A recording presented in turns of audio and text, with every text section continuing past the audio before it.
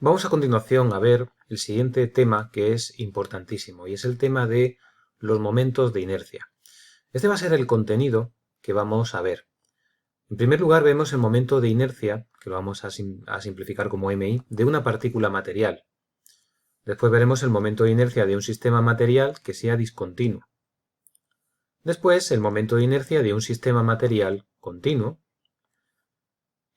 A continuación veremos el momento de inercia respecto a un sistema cartesiano, planos coordenados, ejes coordenados, origen de coordenada, relación que haya entre esos momentos y en sistemas planos.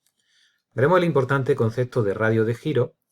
A continuación veremos el producto de inercia respecto a dos planos. Continuaremos con los teoremas de Steiner, que son 4, el primero, el segundo, el tercero y el cuarto. Veremos el tensor de inercia, que lo notaremos como tensor de inercia. Veremos también cómo se cambia de base este tensor de inercia, que es una matriz 3×3. Y finalmente veremos cómo se diagonaliza el tensor de inercia y aparecen lo que se llaman inercias principales y direcciones principales de inercia. Vamos entonces a comenzar con el importante concepto para un punto material de momento de inercia. Vamos a ver, por tanto, el momento de inercia de una partícula material.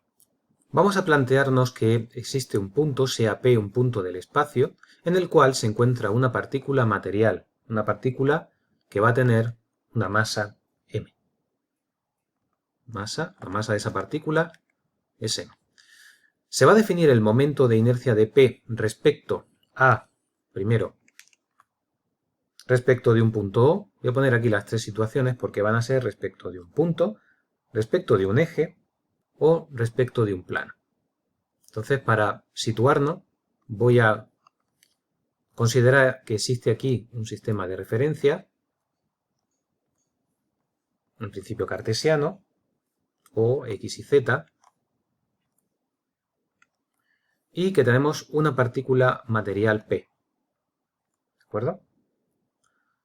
Esa partícula tiene una masa m. Pues lo primero que vamos a ver es respecto de un punto cómo podría poner el punto O. No necesariamente este es 0, pues este punto va a ser O, ¿vale? Este es el 0 y esto es O. Respecto del punto O, de un punto O, un momento de inercia es siempre el producto de una masa por una distancia elevada al cuadrado. Es siempre positivo. Fijaros, respecto de un punto O, será tan sencillo como conectar en línea recta el punto O con el punto P a través del vector OP o el PO, el que más nos guste, esta distancia. ¿Vale? Esta distancia, el momento de inercia respecto al punto O será OP, el módulo de ese vector al cuadrado por m. Las dimensiones de un momento de inercia siempre serán dimensiones de masa por longitud al cuadrado. ¿Vale? Esta distancia podríamos poner así, distancia d, que viene dada por ese vector. ¿Vale? Segundo, momento de inercia del punto material P respecto de un eje. Voy a dibujar un eje. Voy a poner así, respecto un eje E. Estas son las definiciones matemáticas, pero ahora veremos quizá lo más importante, que es su sentido y su dimensión física.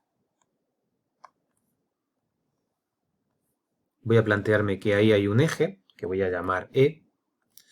Pues la distancia de P al eje E será la menor distancia, estos son conceptos que vimos al principio, distancia de un punto a un eje. Trazo un plano perpendicular por el eje E, ¿vale?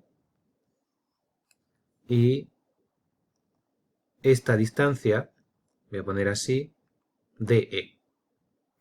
Y el momento de inercia será simplemente la inercia respecto al eje será la distancia de E que he puesto ahí, ¿vale? elevada al cuadrado por la masa. La tercera definición que nos quedaría es el momento de inercia de P respecto de un plano pi.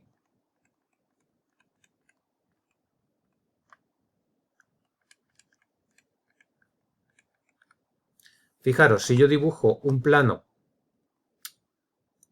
pi cualquiera, voy a plantearme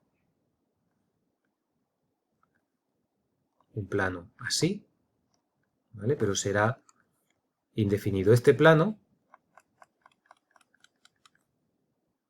¿vale? Un plano así, que le voy a llamar pi. También sabemos calcular la distancia de un punto a un plano, a través de la normal, ¿vale? Esa distancia le voy a llamar dpi. Pues será tan sencillo como el momento de inercia respecto a pi será dpi, la distancia al plano, al cuadrado, por la masa. El momento de inercia de una partícula nos mide simplemente si está más lejos o más cerca de ese eje, de ese punto o de ese plano en valor absoluto, no importándonos si está por delante, por detrás, en relación a coordenadas negativas que pudiera tener. El momento de inercia, por tanto, nos dice cómo se distribuye esa masa en el espacio. Si es más grande, está más alejado del eje. Si es más pequeño, está más cercano al eje. E influyen tanto la masa como esta distancia. Fijaros que estas distancias vimos en algún caso cómo se podían determinar en el primer tema de vectores. Por ejemplo, para determinar, para el caso del eje, esta distancia DE, ¿de acuerdo? Vimos que podíamos tomar un punto Q cualquiera del eje y el vector PQ, ¿vale? Tomar un vector unitario en la dirección del eje, ¿de acuerdo? Y vimos que el módulo del producto vectorial PQ por UE era PQ por 1 por el seno del ángulo que forman, es decir, justamente esta distancia de E. Por tanto, esto se puede escribir como el módulo del vector PQ vectorialmente por un vector unitario en la dirección del eje al cuadrado por la masa. La distancia de un punto a un plano, vimos que si en este plano hay definido una normal y tomamos un punto como un punto Q contenido en el plano,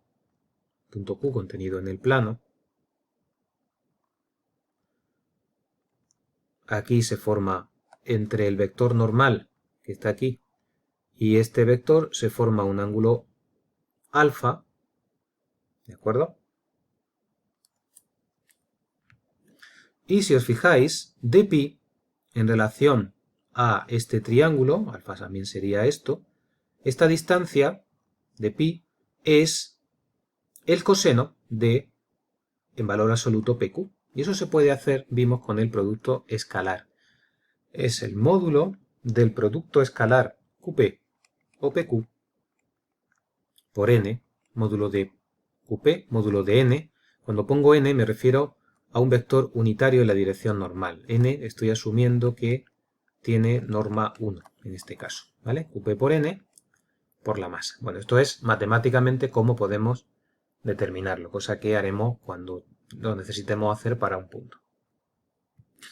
Vamos a ver a continuación qué ocurre si lo que tenemos es un sistema de partículas, es decir, en relación a un triedro, como el que puedo dibujar aquí, x y z, lo que voy a tener ahora es un conjunto de partículas, cada una de masa m1, m2, m3 o en general mn. En este triedro, x y z, vamos a destacar nuevamente, voy a ponerlo así, que exista un punto como el O, un eje como el E, puedo dibujar así, o incluso un plano como este que puedo dibujar aquí, un plano como el pi. Pues no es más que aplicar la suma a cada una de las partículas de la definición. Así pues, el momento de inercia respecto al punto O se realizará sumando desde i igual a 1 hasta n, número de partículas que tengamos, la distancia al cuadrado de cada una de ellas por mi. El momento de inercia de este conjunto de partículas respecto de un eje, IE, será la suma desde i igual a 1 hasta n de la distancia al eje E desde cada una de las partículas por mi, y el momento de inercia respecto al plano pi pues será simplemente sumar desde i igual a 1 hasta n la distancia que cada una de las partículas da al plano por su masa. ¿De acuerdo? Es sencillo. Y en un sistema de partículas, el momento de inercia nos indica nuevamente cómo se distribuye esa masa en el espacio. Vamos a plantear entonces un ejemplo para fijar estas ideas. Fijaros, voy a considerar sea S el sistema de partículas formado por un sistema de puntos materiales M1 igual a 1 kilo y R1 es el 1, 0, 0. M2 igual a 5 kilos con R2 igual a 1, 1, 0. M3 igual a 7 kilos con R3 igual a 1, 1, 1. Vamos a ver esos distintos elementos. Por ejemplo, el momento de inercia, si tomo en primer lugar sea O el punto origen del sistema, la inercia respecto al punto O será el módulo de cada vector al cuadrado por su masa, ya que eso es la distancia al origen de cada uno de ellos. R1 al cuadrado por M1 más R2 al cuadrado por M2 más R3, módulo de R3, perdón, al cuadrado por M3. En nuestro caso, podéis comprobar que eso queda, ¿vale? El módulo de R1, voy a poner lo que sale y ahora fijaros cómo se puede comprobar. La masa de 1 por el módulo de R1 al cuadrado, que es 1, más la segunda masa, que es 5, por el módulo de R2 al cuadrado es 2, ¿verdad? Porque es 1 al cuadrado más 1 al cuadrado, que es 2. Más 7 por, que es la masa, bueno, estoy invirtiendo en orden, pero bueno, es la masa por 1 al cuadrado más 1 al cuadrado más 1 al cuadrado será por 3. Y esto queda 32. Atención a las unidades. Si estas distancias vienen dadas en metros, estas distancias en metros, y aquí también en metros, esto será 32 kilogramos por metro cuadrado. Segundo, vamos a considerar el eje E que sea el eje OZ. E es el eje OZ. Por tanto, las distancias al eje E, la distancia al eje E será realmente la suma de la coordenada x al cuadrado más la y al cuadrado. ¿Vale? Si yo tengo un punto como este,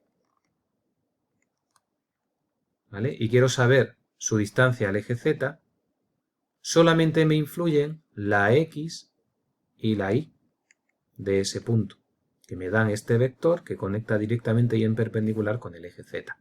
¿De acuerdo? Por tanto, IE será 1 kilo para la primera por la distancia al eje Z, que será, me fijo solo en las dos primeras componentes, ¿vale?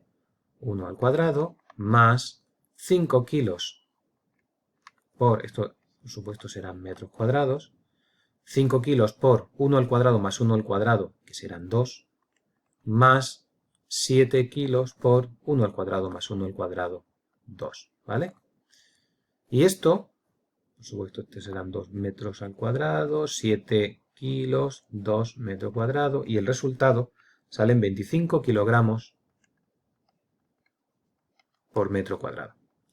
En tercer lugar, si tomo como plano pi el plano O y Z, es decir, ese plano de ahí, ¿vale? El momento de inercia respecto de el plano pi tomado, ya digo, pi va a ser el O y Z,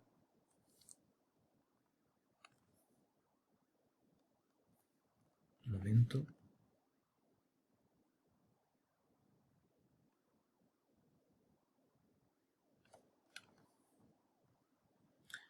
va a ser lo siguiente: la masa por la distancia a este plano será simplemente la coordenada x al cuadrado, ¿vale? 1 al cuadrado más 5 por 1 al cuadrado, voy a ponerlo así, para que veáis que estoy poniéndolo al cuadrado, más 7 por 1 al cuadrado. Y eso sale 13 kilogramos metro cuadrado.